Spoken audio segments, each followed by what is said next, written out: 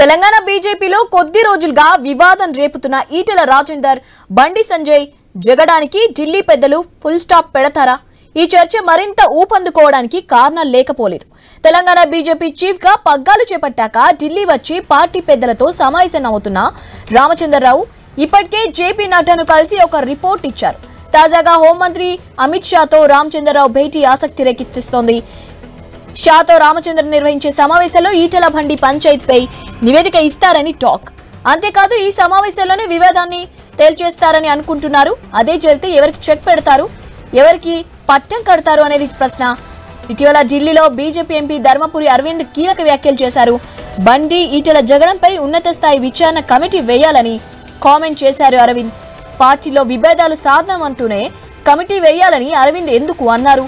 BJP పెద్దలు విచారణ committee వేయాలనే ఆలోచనలో ఉన్నారా? దానికి అమిత్ షా రామచంద్రరావు భేటీ క్లారిటీ ఇస్తుందా?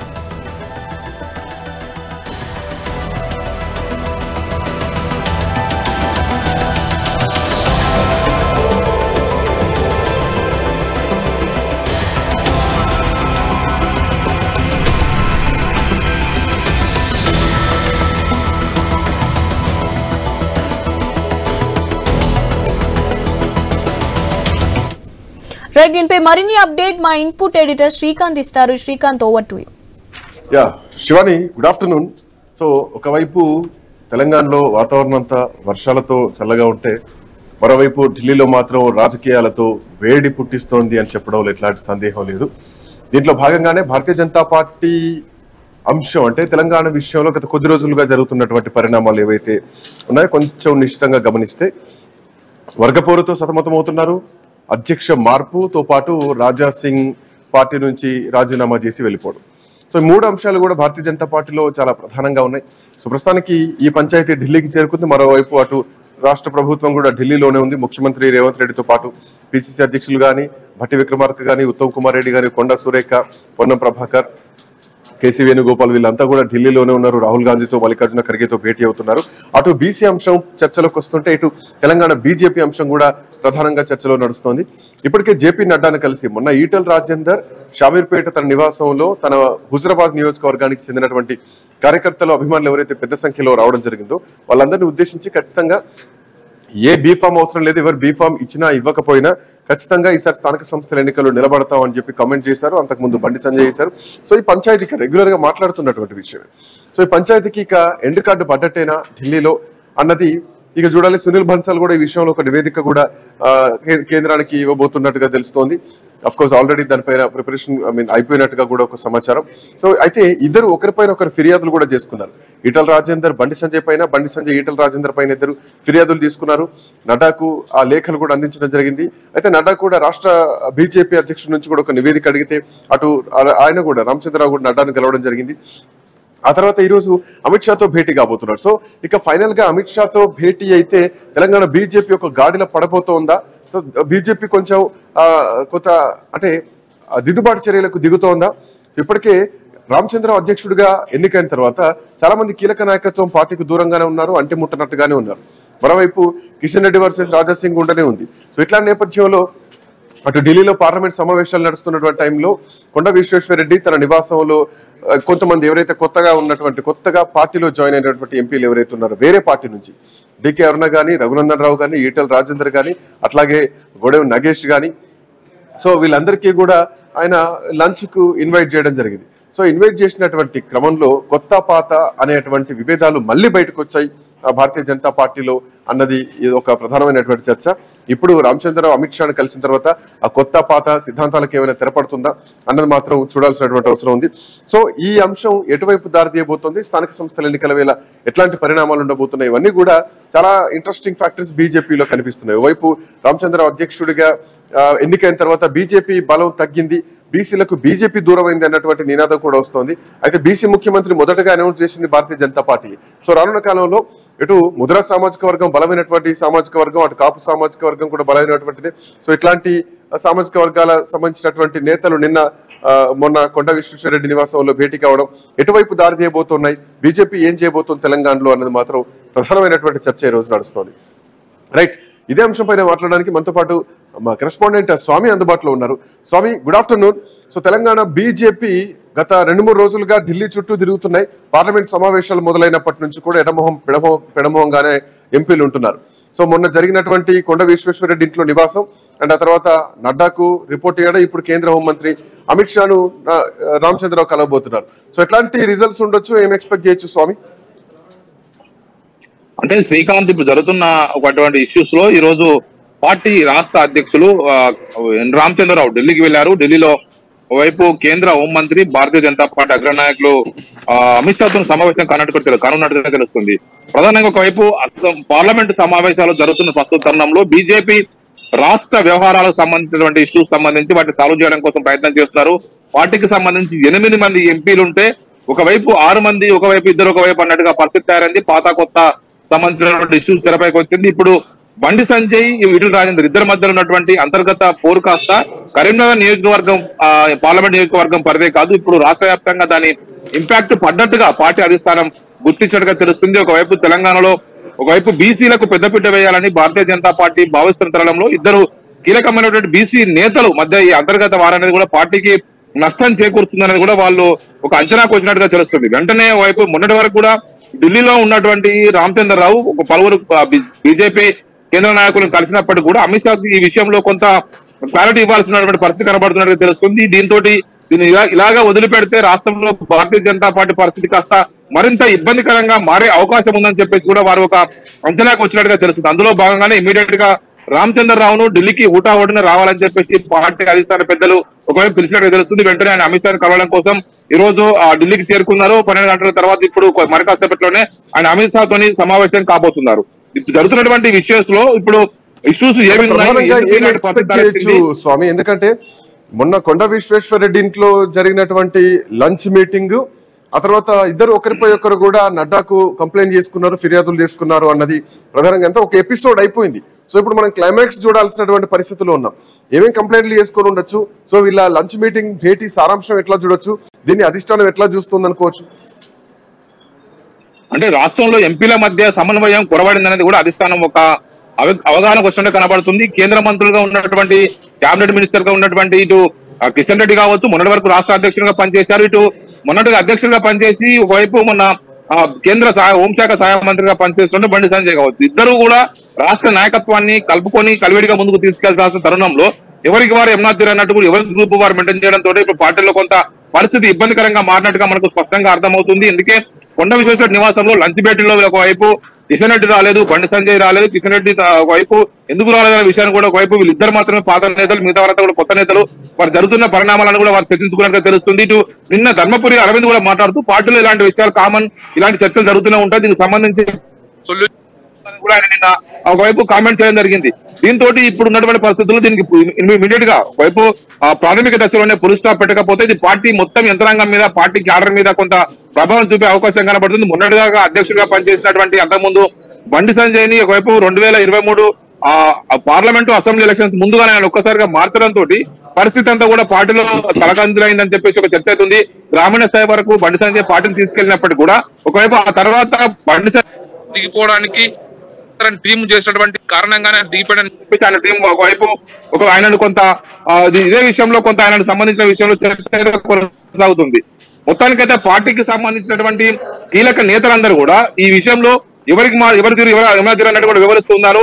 ఇటు భారతీయ జనతా పార్టీ నాయకత్వం కూడా వీరిద్దరి మధ్య సమన్వయం కనుక చేపట్టకపోతే రానున్న రోజుల్లో ఆ కరీంనగర్ పార్లమెంటు నియోజకవర్గం పరిదే కాదు, వైపు రాష్ట్ర వ్యాప్తంగా మిగతా నియోజకవర్గాల గురించి ప్రభావం పడే అవకాశం కనబడుతుంది. ఇప్పుడు రామచంద్రరావు, రాష్ట్ర అధ్యక్షుడు రామచంద్రరావు పార్టీ అధిష్టానానికి ఏం నివేదిక ఇస్తారు, జరిగిన విషయాలపై ఈ నివేదిక తర్వాత స్వామి ఇప్పటికే అంటే అమిత్ షా వరకు చేరుకుందంటేనే ఇక క్లైమాక్స్ వచ్చింది అన్నది మనం అర్థం చేసుకోవాలి.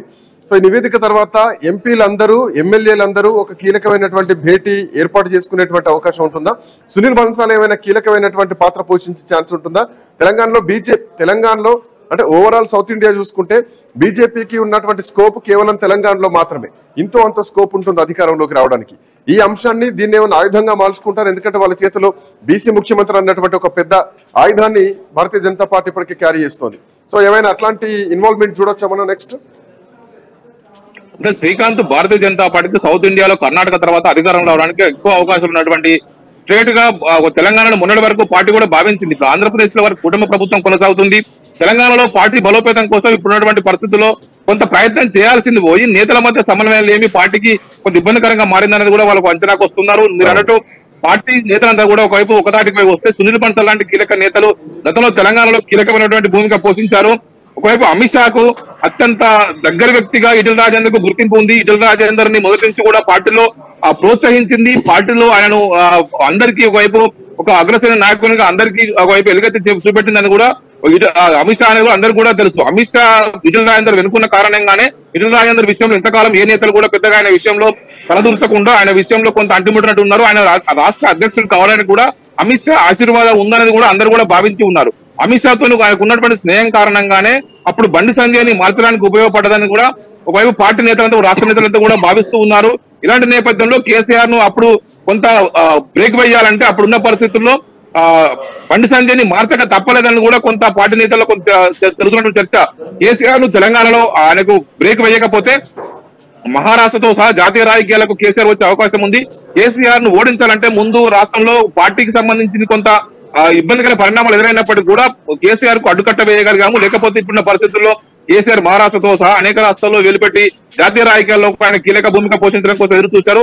అందుకోసమే ఆ పరిస్థితుల్లో బండి సంజయ్ ని మార్చాల్సి వచ్చిందన్నది కూడా ఆ పార్టీ నేతలు చెప్తున్నటువంటి విషయం. కానీ ఇప్పుడున్న పరిస్థితుల్లో అమిత్ షా ఇప్పుడు ఈ జరుగుతున్నటువంటి ఇష్యూస్ లో ఒకవైపు ఇటు ఈటెల రాజేందర్ విషయం కావచ్చు, బండి సంజయ్ విషయంలో కూడా అమిత్ షా ఎలాంటి నిర్ణయం తీసుకుంటారు. ఇప్పటికే రాజాసింగ్ ఇష్యూస్ తోని పార్టీలో కొంత సతమతం ఉంది. రాజాసింగ్ లాంటి క్రౌడ్ పుల్లర్ ని హిందుత్వవాదిని పార్టీ దూరం చేసుకుంటే రానున్న రోజుల్లో పార్టీకి నష్టం, గ్రేటర్ హైదరాబాద్ ఏరియాలో జిహెచ్ఎంసీ ఏరియాలో పార్టీకి తీవ్రమైన నష్టం ఏర్పడుతుందనేది కూడా పార్టీ అధిష్టానం కొంత గ్రహించిందని తెలుస్తుంది. కేంద్ర ఇంటెలిజెన్స్ వర్గాల నుంచి పార్టీని సంబంధించిన కీలక నేతల నుంచి ఇటు బీహెచ్పీ, బజరంగ దళ లాంటి ఆర్ఎస్ఎస్ లాంటి కీలక నేతల నుంచి కూడా రాజాసింగ్ ని వదులుకోవద్దని చెప్పేసి పార్టీ నేతలకు కొంత సమాచారం వెళ్ళినట్టుగా తెలుస్తుంది. దానికి తోడు ఇటు యూపీ సీఎం యోగి ఆదిత్యనాథ్ లాంటి కీలక నేతలంతా కూడా రాజాసింగ్ కు వాసనగా నిలిచారు. కేంద్ర అధిష్టాన పెద్దల వద్ద జరిగిన పరిణామాలు వివరించి రాజాసింగ్ ని పార్టీలో కొనసాగించేలాగా చర్యలు తీసుకోవాలని చెప్పేసి ఇప్పటికే సూచించినట్టు తెలుస్తుంది. ఇప్పుడు ఈటెల రాజేందర్ కూడా ఇలాంటి పరిస్థితుల్లో ఉన్నట్టుగా ఈటెల రాజేందర్ కనుక బయటికి పంపే ప్రయత్నం చేస్తారనేది కూడా కొంత చర్చ కొనసాగుతుంది. ఈటెల రాజేందర్ ని పార్టీ అంత ఈజీగా వదులుకునే అవకాశం లేదు. మొన్న జరిగినటువంటి బీజేపీ రాష్ట్ర అధ్యక్ష ఎన్నికల్లో పార్టీ డెమోక్రసీగా ఆంధ్రప్రదేశ్ లో మాధవ్ ని, తెలంగాణలో రామచంద్రరావుని ఎన్నుకున్నారు. అతను కనుక తీసేయగలిగితే 2027 తర్వాతనే మళ్ళీ ఈటెల రాజేందర్ తెరపైకి తీసుకొస్తారనే చర్చ కూడా భారతీయ జనతా పార్టీ నడుస్తుంది.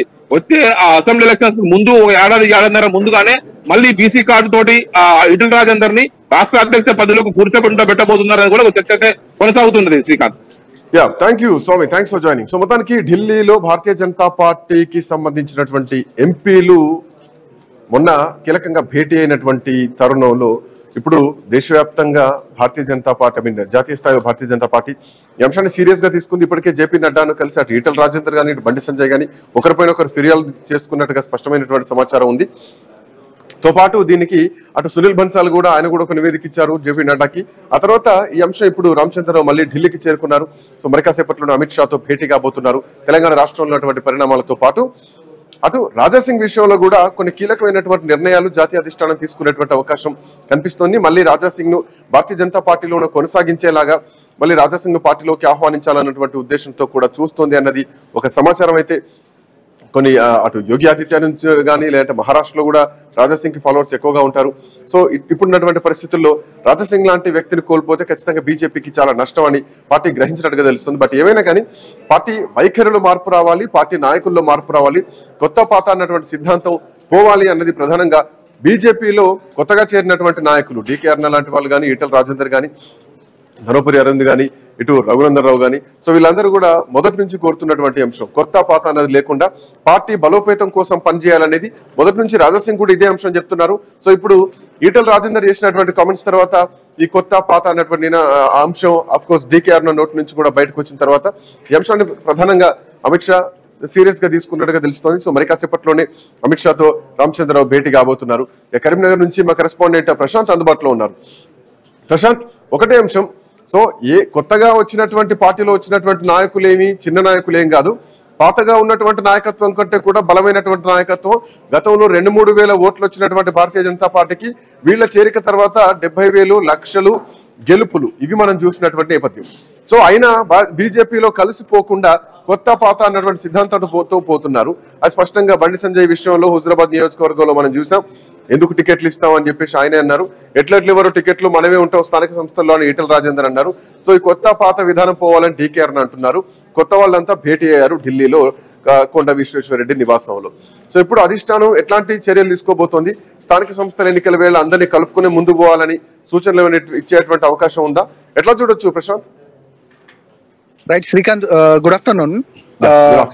ఇక్కడ తెలంగాణలో ప్రధానంగా పూర్తిగా వర్షపాతం ఎక్కువ నమోదవుతుంది. ఇక్కడ చల్లగా ఉంటే ఢిల్లీలో మాత్రం హాట్ గా ఉంది. బీజేపీకి సంబంధించి ప్రధానంగా ఈ వర్గపోరుకు సంబంధించిన అంశం ఢిల్లీకి చేరింది.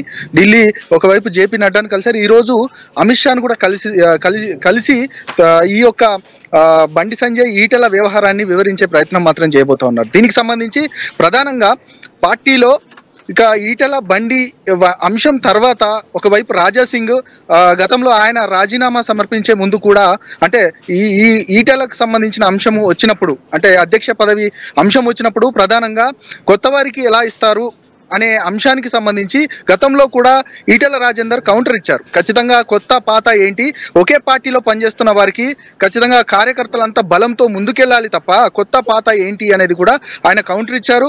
ఇక ఆ తర్వాత రాజాసింగ్ పార్టీకి ఆ రాజీనామా తర్వాత రాజీనామాను ఆమోదించిన ఒక్కసారి అంటే పార్టీ ఆ తర్వాత జరుగుతున్న పరిణామాలు, తర్వాత బండి ఈటల ఈ వర్గపోరు, ఈ 3 అంశాలకు సంబంధించి ప్రధానంగా ఈ అంశం ఢిల్లీకి చేరింది. ఢిల్లీలో ఖచ్చితంగా ఈ రోజు ఫుల్ స్టాప్ పడుతుందనే ఆశాభావం ఇప్పటికే పార్టీ కార్యకర్తలలో పార్టీలో కూడా చాలా మంది నేతల్లో ఉంది. ఎందుకనంటే చాలా సందర్భాల్లో మనం చూసాం గతంలో ఇటు కర్ణాటక లాంటి యడ్యూరప్ప లాంటి వ్యవహారం అయితేనేమి గాలి జనార్దన్ రెడ్డి ప్రధానంగా పార్టీని ధిక్కరించి ఆ తర్వాత కొత్త పార్టీ పెట్టుకున్నాడు. మళ్ళీ పార్టీలోకి వచ్చి మిళితమైన పరిస్థితి కనబడి అంటే ఇట్లాంటి పెద్ద జటిలమైన సమస్యలను కూడా ప్రధానంగా పార్టీ సద్దుమణిపించి ఆ సమస్యను కూడా పరిష్కరించి ఆ తర్వాత పార్టీని ముందుకు తీసుకెళ్తున్న పరిస్థితి కనబడుతుంది. బీజేపీ అంటే క్రమశిక్షణ గల పార్టీ అనేది కూడా ఇప్పటికీ ఆ పార్టీలో ఉన్న వారంతా కూడా నమ్ముతున్న పరిస్థితి. ఖచ్చితంగా ఈ వ్యవహారాన్ని ఖచ్చితంగా ఈ రోజుతో ఫుల్ స్టాప్ పెట్టే అవకాశం ఉంది. కానీ ఒక్కసారిగా ఢిల్లీకి చేరింది ఈ వ్యవహారం. ఢిల్లీలో కొండ విశ్వేశ్వరరెడ్డి ఈ ఇంట్లో మాత్రం భేటీ అయింది మాత్రం ఆ ఫోటో బయటకు రావడంతోనే ఒక్కసారిగా పెద్ద ఎత్తున చర్చకు వచ్చింది. ఆ చర్చ కొత్త పాత ఏంటి, అసలు కొత్త వారు లేదనంటే పార్టీలో ఇంత అంటే పార్టీకి ఇంత అటు అమిత్ షా ఆశీర్వాదాలు ఈటలకు ఉంటాయి మొదటి నుంచి అనేది ప్రధానంగా ఉంది. ఎందుకంటే కేసీఆర్ ఢీకొట్టేటువంటి శక్తి ఈటల రాజేందర్ కి ఉన్నది అనేది మొదట్లో ఈటల రాజేందర్ పార్టీకి చేర్చుకునేటువంటి క్రమంలో కూడా అమిత్ షా ఈటలతో చర్చలు జరపడం జరిగింది. బట్ ఇప్పుడు అదే ఈటల రాజేందర్ రెబల్ జెండా ఎగరేశారు. సో బండి సంజయ్ తో ఈటలకు పడట్లేదు అనేది ప్రధానంగా ఉన్నటువంటి అంశం. సో ఇట్లాంటి నేపథ్యంలో ఆయనకు అధ్యక్ష పదవి రాకపోను ఈటల విషయంలో ఒక బీసీ సామాజిక వర్గానికి చెందినటువంటి నేత, అతిపెద్ద సామాజిక వర్గానికి చెందినటువంటి నేత, రేపొద్దున పార్టీ పెట్టిన ముఖ్యమంత్రి అయ్యేటువంటి స్థాయి ఉన్నటువంటి నేత. సో ఈటలతో ప్రత్యేకంగా ఏమైనా భేటీ అయ్యేటువంటి అవకాశం ఉంటుందా నాయకత్వంతో, మోరవర్ తెలంగాణ నాయకత్వంతో, కొత్త నాయకులతోటి అన్న పాయింట్ ఒకటైతే కనుక రేపటి రోజున ఈటలకు ఏమైనా కేంద్ర కేబినెట్ లో ఏమైనా అవకాశాలు ఇచ్చేటువంటి అవకాశం ఉంటుందా? ఎందుకంటే ప్రస్తుతానికి జాతీయ కార్యవర్గ సభ్యుడిగా మాత్రం ఈటలు ఉన్నారు. బట్ అయినా ఎక్కడ పెద్ద యాక్టివ్ జోన్ లో మాత్రం లేరు, కేవలం మల్కాజ్గిరికి పరిమితం అయ్యారు. పూర్తి స్థాయి బీజేపీలో రాజకీయాలు యాక్టివ్ గా కూడా ఉండట్లేదు ఈ మధ్య పార్టీలో చూస్తే కనుక. సో ఏమైనా ఈటలకు అట్లాంటి అవకాశం ఇచ్చే ఛాన్స్ ఉండొచ్చా? ఖచ్చితంగా శ్రీకాంత్, ఒకవేళ ఈటలకు సంబంధించి అంటే గతంలో పార్టీలోకి వచ్చిన తర్వాత ఈటలను చాలా గౌరవ మర్యాదలతో అమిత్ షా కొనియాడిన పరిస్థితి కనబడ్డది. ఖచ్చితంగా రానున్న రోజులలో ఈటల లాంటి వాళ్ళు పార్టీలో ఉండడం వల్ల పార్టీకి చాలా ఇక్కడ యూజ్ ఉంటుంది అనేది కూడా ప్రధానంగా ఆయన చెప్పిన సందర్భం. ఆ తర్వాత జరిగిన పరిణామాలు ఈటలతో అమిత్ షా చాలా సన్నిహితంగా ఉంటాడు. అందువల్లే అధ్యక్షుడు బండి సంజయ్ సంబంధించిన కార్యకర్తలు కూడా కదిపినప్పుడు ఆ అమిత్ షాకు వెళ్ళి బండి సంజయ్ గురించి అంటే విషయాలు చెప్పడము, అందువల్లే బండి సంజయ్ యొక్క అధ్యక్ష పదవి ఎలక్షన్ ముందు తొలగించడం అనేది ఖచ్చితంగా దీని వెనకాల ఇటు ఈటల రాజేందర్ ఉన్న అనే ఆరోపణలకు సంబంధించి కార్యకర్తలు కూడా అక్కడి నుండి మొన్న బావబాటంగానే ప్రధానంగా ఇటు బండి సంజయ్ కూడా చెప్పిన సందర్భం కనబడింది. ఆ తర్వాత ఈ రోజు అమిత్ షాకి ఈ సంబంధించి అమిత్ షా కూడా ఏ విధంగా రియాక్ట్ అవుతారు అమిత్ షాకి సంబంధించి చెప్పిన తర్వాత ఒకవైపు మరొక చర్చ జరుగుతుంది. ఇద్దరిపైన ఎవరిపైన వేటు పడుతుంది అనేది కూడా, కానీ వేటు పడే అవకాశం మాత్రం లేదు. ఎందుకంటే ఒకవైపు బలమైన సామాజిక వర్గానికి, అదేవిధంగా బలమైన నేతగా ఉన్న ఈటెల ఒకవైపు ఉంటే, ఇక పార్టీని మొదటి నుంచి నమ్ముకొని పార్టీకి ఖచ్చితంగా సంగ్రామ యాత్ర ద్వారా ఒక పార్టీకి ఒక పునర్జీవాన్ని తీసుకొచ్చారని చెప్పొచ్చు. ఇటు బండి సంజయ్ లాంటి నేతను కూడా ఎలాంటి చర్యలు తీసుకుంటే ఇబ్బందికరమైన పరిస్థితులు ఉంటాయి. అదేవిధంగా మరొక వైపు ఈటెల లాంటి వాళ్ళని కూడా చర్యలు తీసుకుంటే మాత్రం ఖచ్చితంగా పార్టీకి నష్టం జరుగుతుంది అనేది కూడా అధిష్టానం ఇప్పటికే భావించింది. దీనికి సంబంధించి ఈరోజు పిలిచి ఖచ్చితంగా చర్చల ద్వారా వారికి సంబంధించి ఇక కాసేపు మందలించే ప్రయత్నం మాత్రం చేయబోతున్నారు. ఆ తర్వాత ఖచ్చితంగా పార్టీలో ప్రశాంత్ ఇక్కడ ఇంకొక పాయింట్ ప్రధానంగా నిన్న మనం చూసినటువంటి ఫోటో ఏదైతే ఉందో ఆ ఫోటో వెనకాల చాలా కారణాలు వెతుక్కోవచ్చు. కొత్త వాళ్ళని చెప్పేసి పక్కన పెడుతున్నారు, జిల్లా కమిటీలు గారు నియోజకవర్గ కమిటీలు గారు నిర్ణయించట్లేదు. ఒకవేళ కమిటీలు నిర్ణయించినా అలా వాళ్ళకి సంబంధించినటువంటి మనుషులు లేకపోవడం, తనను నమ్ముకున్నటువంటి కార్యకర్తలకు నాయకులకు అవకాశం లేకపోవడం, స్థానిక సంస్థల్లో అసలు బీ ఫామ్లు ఇచ్చేటువంటి పరిస్థితి కూడా లేదు తన వర్గానికి. అఫ్కోర్స్ ఈటెల్లో ఎగ్జాంపుల్ తీసుకుంటే సో ఇట్లాంటి నేపథ్యంలో ఈ భేటీ తర్వాత సో ఒక గాడిన పడుతుంది అనుకోవాలా, కొత్త పాత నినాదం పోయి ఎవరైతే తన వర్గీయులు ఉన్నారో వాళ్లకు అవకాశాలు ఉంటాయి అనుకోవాలా స్థానిక సంస్థల ఎన్నికల్లో. ఎందుకంటే ఇప్పటికే కాంగ్రెస్ పార్టీకి ప్రధాన ప్రతిపక్షంగా బీఆర్ఎస్ పార్టీ గ్రాఫ్ పెరిగింది, మనం చూస్తూనే ఉన్నాం. ఇంట్లో ఉన్నటువంటి కేసీఆర్ పేరు లేకుండా కాంగ్రెస్ పార్టీ ప్రభుత్వం నడిచేటువంటి పరిస్థితి లేదు. బట్ బీజేపీకి తెలంగాణలో స్కోప్ ఉంది, అధికారంలోకి రావడానికి స్కోప్ ఉన్నటువంటి నాయకత్వం కూడా ఉంది. సో ఇప్పుడు అమిత్ షాతో భేటీ తర్వాత స్థానిక సంస్థల ఎన్నికల విషయంలో ఒక భారీ మార్పులు మనం చూడొచ్చా? 100% శ్రీకాంత్. ఎందుకంటే ప్రధానంగా అంటే ఇప్పటికీ వారి టార్గెట్ 2029. గతంలో కూడా చాలా స్పష్టంగా చెప్పారు, ఖచ్చితంగా 2029లో మేము టార్గెట్ ఫినిష్ చేస్తాం, మాది ఇప్పుడు కాదు. మొన్న గత సాధారణ ఎన్నికల్లో కూడా వారు చెప్పింది మా టార్గెట్ ఇది కాదు, ఖచ్చితంగా 2029లో మేము అధికారంలోకి రాబోతున్నాం అనేది ప్రధానంగా అధిష్టానం స్పష్టంగా చెప్పింది. అందులో భాగంగానే అడుగులు వేస్తూ ఉన్నారు. సాధారణ ఎన్నికలు అంటే ఇప్పుడు ఎన్నికలే ప్రధాన అజెండా వెళ్ళబోతున్నారు. ఇట్లాంటి నేపథ్యంలో ఈ వర్గపోరును ఖచ్చితంగా అదుపు చేయకపోతే, కొత్త పాత అనే అంశాన్ని కూడా పూర్తిగా అదుపు చేయకపోతే మాత్రం 2029 ఎన్నికలు ఖచ్చితంగా మనకు అంటే పూర్తిగా ఆ తీర్పు కూడా ప్రధానంగా వేరేగా ఉండబోతుంది అనేది కూడా వాళ్ళు చెప్తా ఉన్న నేపథ్యం కనబడుతుంది. ఖచ్చితంగా ఈ విషయం పైన సర్దుబాటు చేయాల్సిందే ఖచ్చితంగా, లేకపోతే మాత్రం మనకు చాలా నష్టం వాటిల్లుతుంది అనేది కూడా ప్రధానంగా చెప్తా ఉన్న సందర్భం. ఖచ్చితంగా ఆ దిశగానే అడుగులు వేయబోతా ఉంది బీజేపీ. మనం చూసాం అంటే బీజేపీలో మొదటి నుండి ఆర్ఎస్ఎస్ నుండి వచ్చిన వారికి ప్రధానంగా చాలా రోజుల నుండి కూడా ఖచ్చితంగా పదవులు ఇచ్చే పరిస్థితి ఉంటుంది. కొత్త వారికి ఎలాంటి అవకాశాలు ఉండవు అనేది కూడా చాలా రోజుల నుంచి మనకు స్పష్టంగా తెలుస్తుంది. కానీ ఇప్పుడు మాత్రం ఆ పరిస్థితి అలా ఉండబోదు. ఎవరు వచ్చినా కూడా పార్టీకి సంబంధించి ఎవరు వచ్చినా కూడా వారికి తగిన ప్రాధాన్యత ఇస్తామనేది కూడా ఒక క్లియర్ ఇండికేషన్ ఇవ్వబోతోంది అధిష్టానం. ఆ క్లియర్ ఇండికేషన్ తోటే ఎవరికైనా కూడా అధినాయకత్వమే అల్టిమేట్. అధినాయకత్వానికి సంబంధించి ఎవరైతే కూడా అందరినీ